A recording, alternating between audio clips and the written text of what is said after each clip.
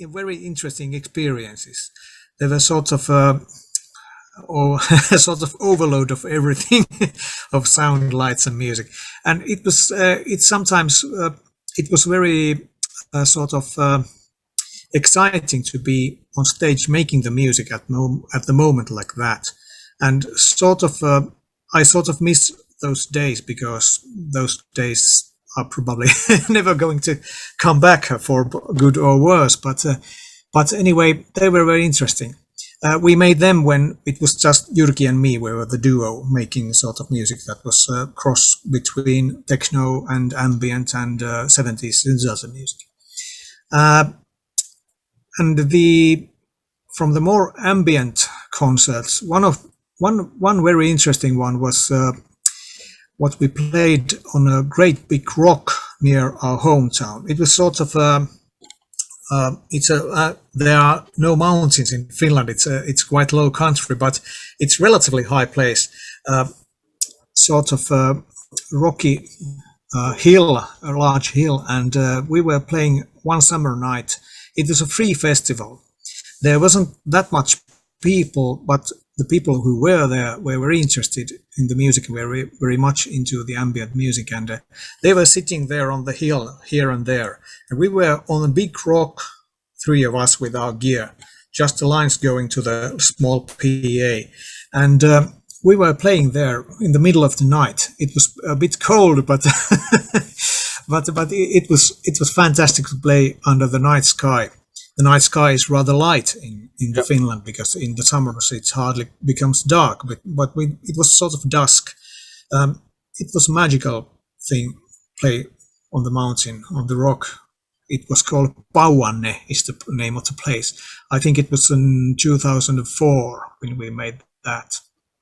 Then probably our two very important concerts for us were when we were in the Finland. It was in the very late 90s and very, very early 2000s. There was a few festivals devoted to electronic music called Koneisto. It means machinery in Finland.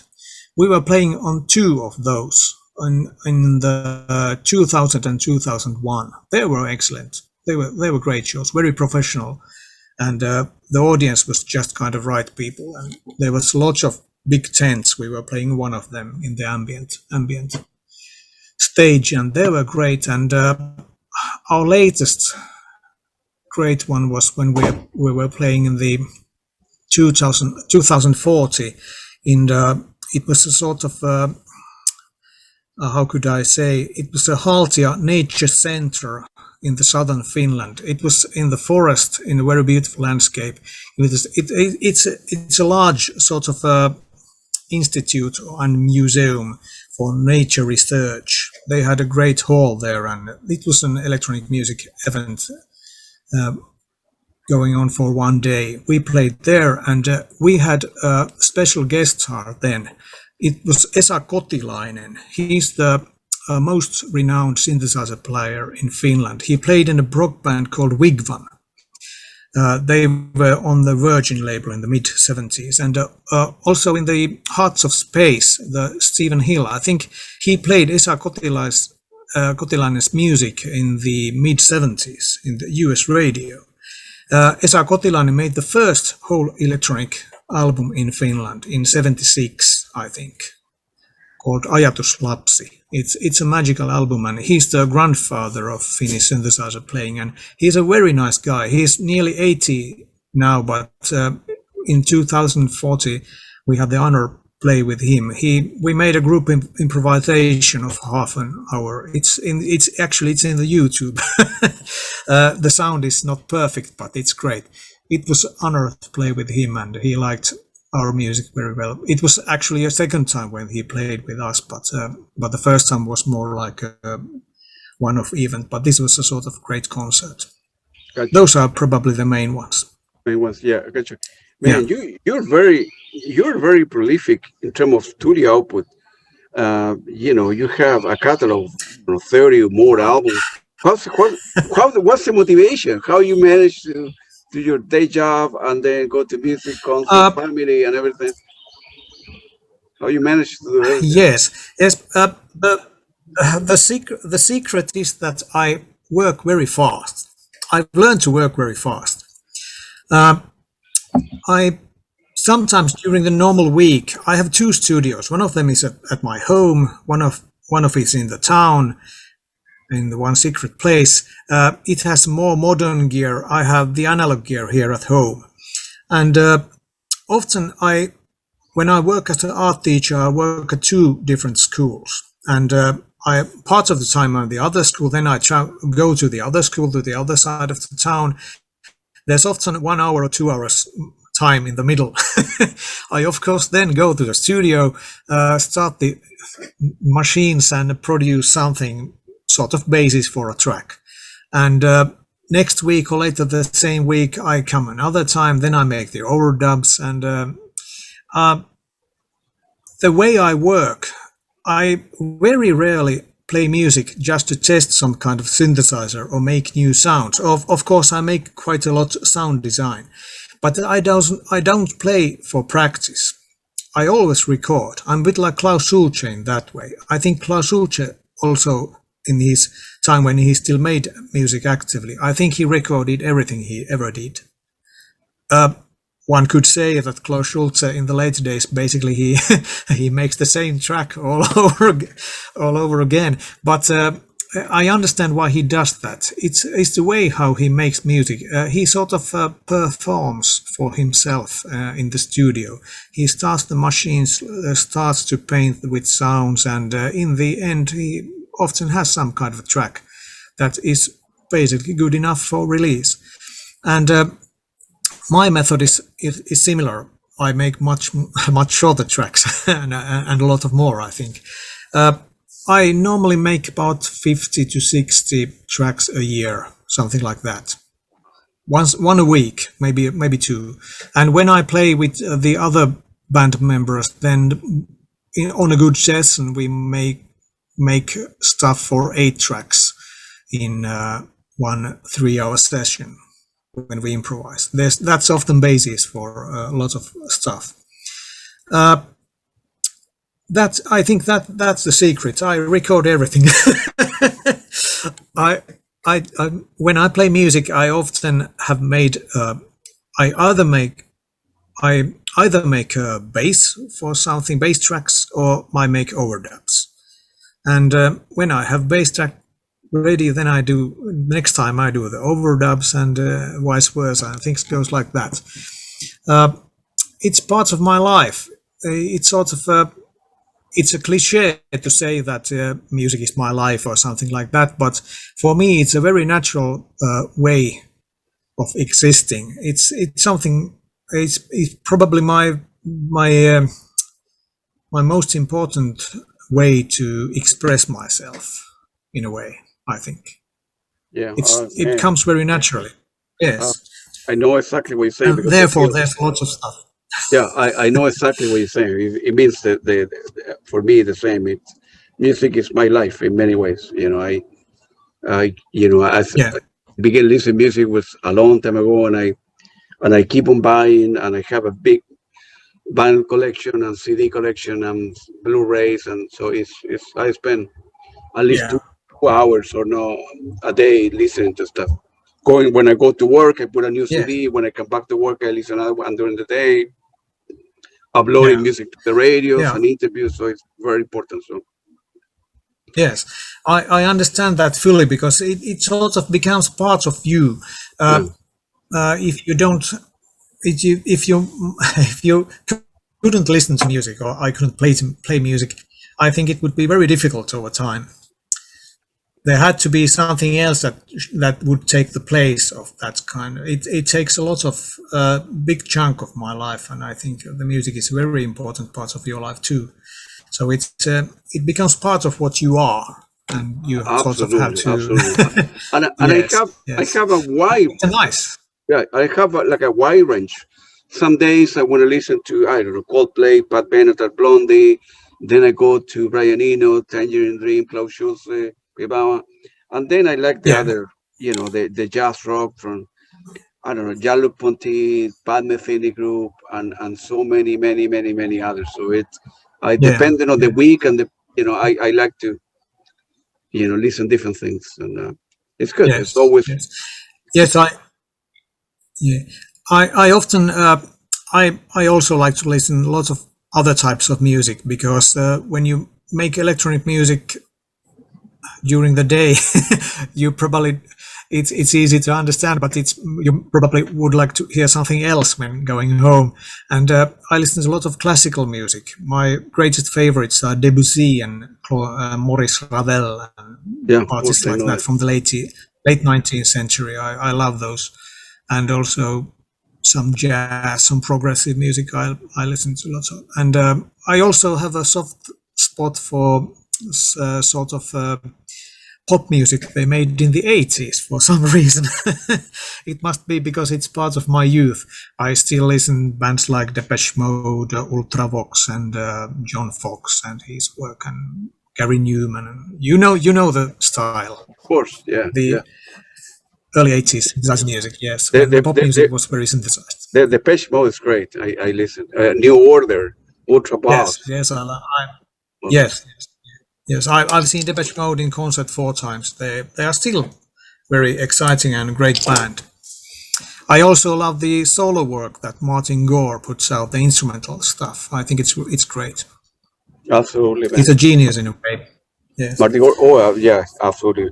Are you, in terms of the releases, are you doing like now label releases or self-release albums nowadays? It depends. My solo work that I do under the title Ashen Simeon, they are my own albums. They are the stuff. That's the stuff that I make alone, and that I release mostly by myself and via Bandcamp mainly. I often make CDs also now and then. Nemesis is often a different case.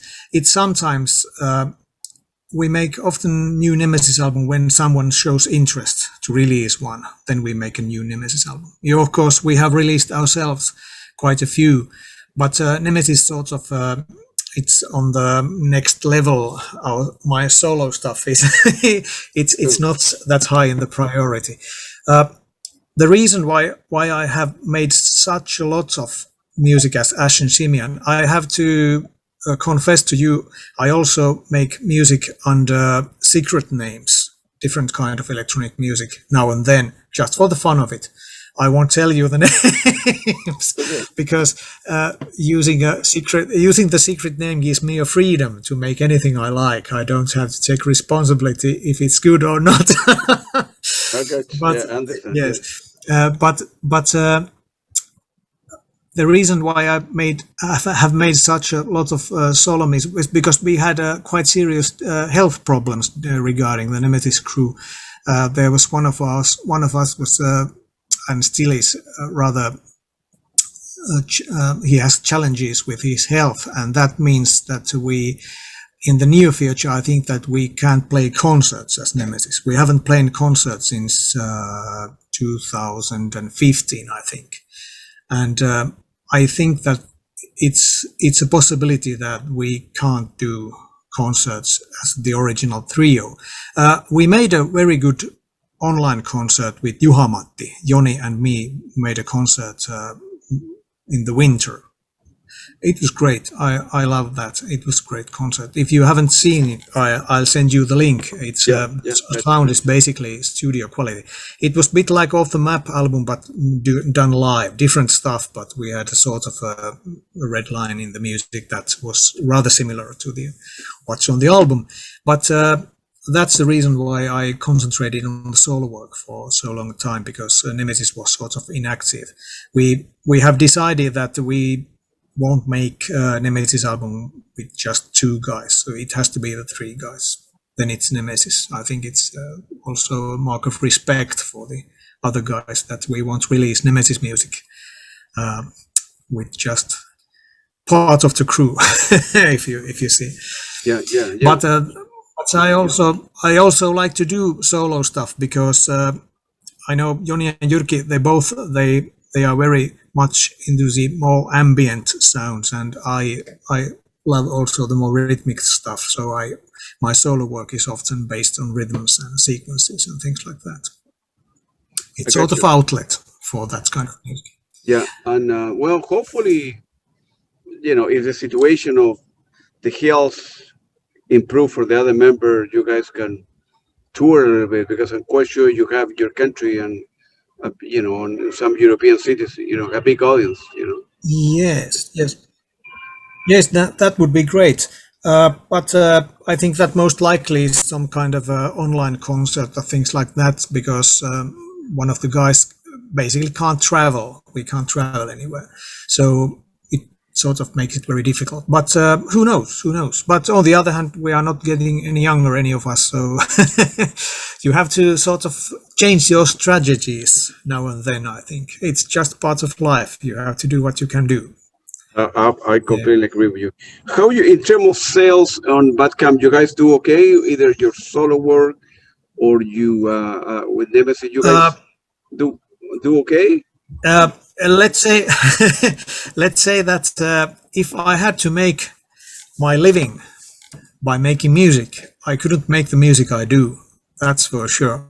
In Finland, we have a rather restricted market, and in Finland, traditional or analog synthesizer music, it's not that great shakes financially, and also the worldwide, the competition is nowadays such a it's such an enormous playing field. I once read an interview from Robert Rich. I think he very well put the thing that he was very lucky because he started in the early 90s. He could create the large fan base, release CD, sort of make his name well before the internet. But let's say during the last 10 years, nowadays, anyone can be an ambient musician if they like. So the amount of releases is such a great number nowadays that it's very, very, very difficult to stand out from the crowd. As a Nemesis, we are also in a much better situation than those that came later, because we made our reputation, at least in Finland, also in some European countries, before the internet became all the rage, and that still sort of pays off because people pay attention what we do.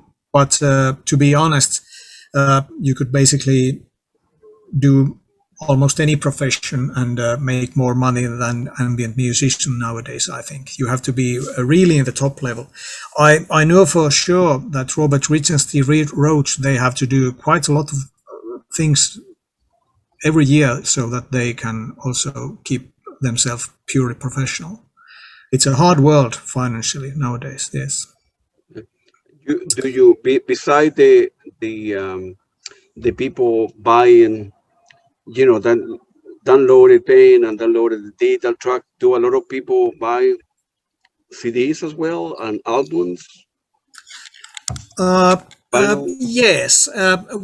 We nowadays we try to make the CD some kind of special, like the Off the Map. It was visually very interesting package, and Kimmo Heikkilä made great art for it, and it was a different thing than just a normal digipack. I think you have to make it like that nowadays. If you make just a CD, some people will buy it, are interested, but it doesn't stand out in the crowd in any way. I personally I buy lots of music nowadays digitally. I love Bandcamp. I think they are a magnificent place. I'm always wondering when it comes to time when some big company buys the Bandcamp and ruins it. Nowadays, it's a very good place for artists, because the percentage you get and the Bandcamp gets is the other way around than it used to be with the real record companies in the 90s. When it was a good time to be on a record company, nowadays it's even worse. Then it was the artist got something like 6 to 8% of the net sales, and or record company, all the middlemen take all the rest. With the Bandcamp, it's the other way around. Bandcamp takes their percentage, 10%, and other comes to the artist. It keeps many artists alive, I think. Absolutely. I'm sure Michael Bruckner, he would agree with me that Bandcamp it's a magnificent place. Yeah. Let's see how long it lasts. It remains to be seen. Yeah, definitely. I want to interview the owner of Bandcamp for that particular reason. So. Okay. Yeah. And because you get the Bandcamp get like a 10% and the artist get 90%, right? In Spotify, yes, even if you are a superstar, you get $10 a month.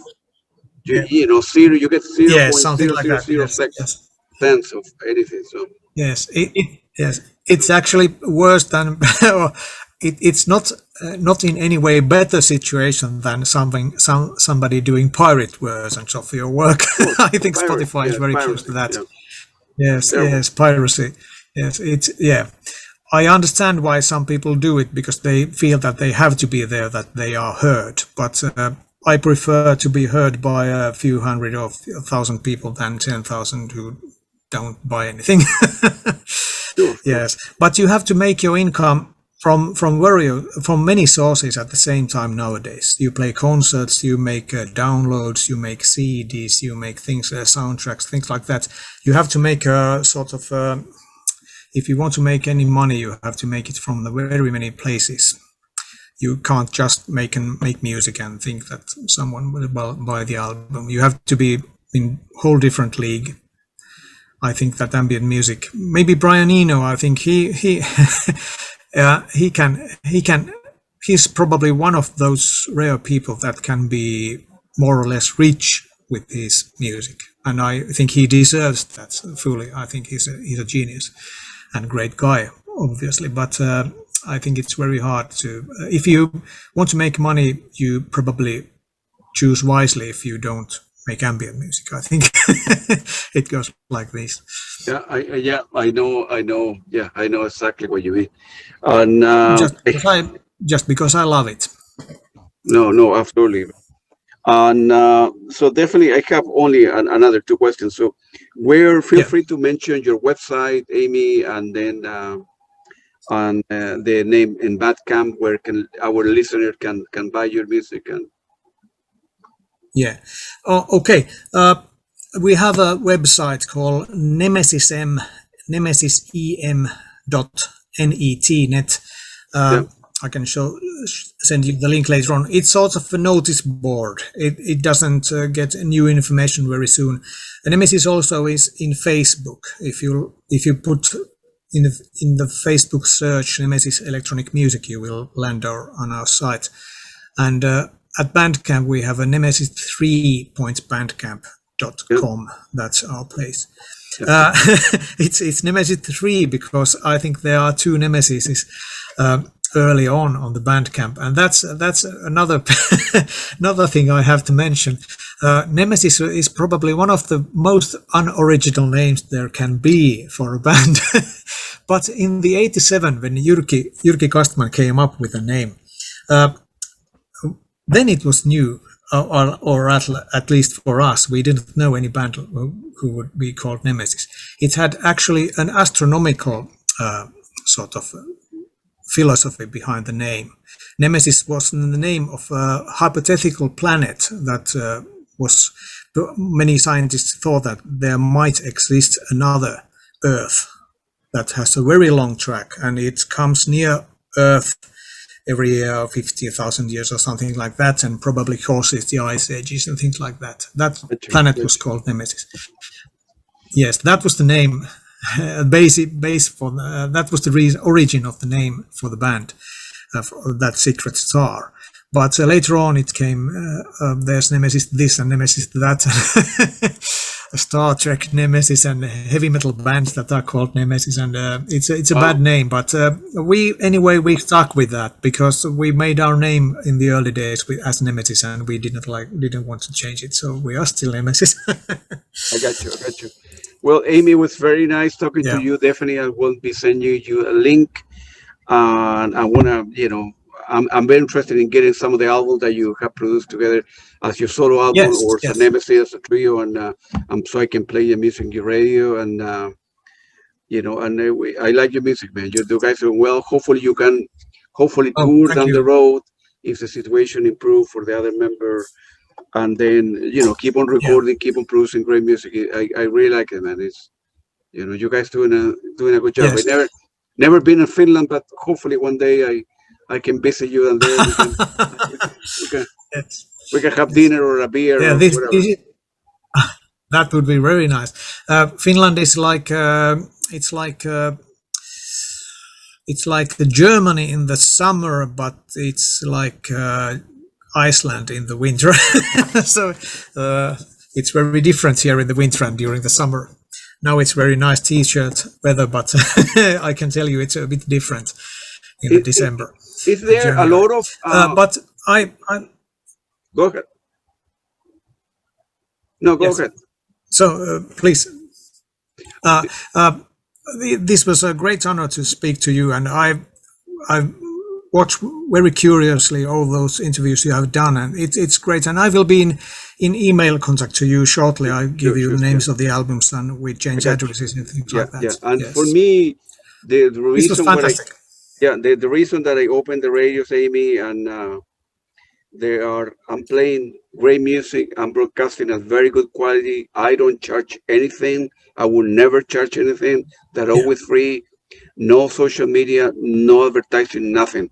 Just 24 hours a day. Okay. The best soft rock, jazz, electronic music. The best. I will never charge anything. I'm covering all the costs, and I'm talking to great musicians yourself. So it's everybody who in the world who listens to stuff, they can listen to a lot of great music. So. Yeah. Thank you very much. That sounds wonderful, and it was a great honor to speak to you. Thank you. It's nice to be in a good company. You have great guys there that you have interviewed already, so it's very nice to be here. I'm more to come. All the best. All the best, and have a very nice.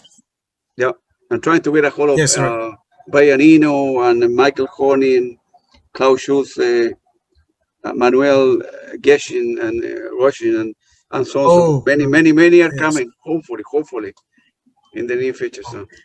Yes, Michael Honig would be very interesting because he hasn't spoken in public. I've spoken in public too much in the recent years. I think he would has a great stories. I'm sure. About absolutely, absolutely. Yes, all right, man. Thank you very much. Hopefully he comes. Take it easy, man. Good luck to you. Yes, thank you. Thank you. Yes, bye bye.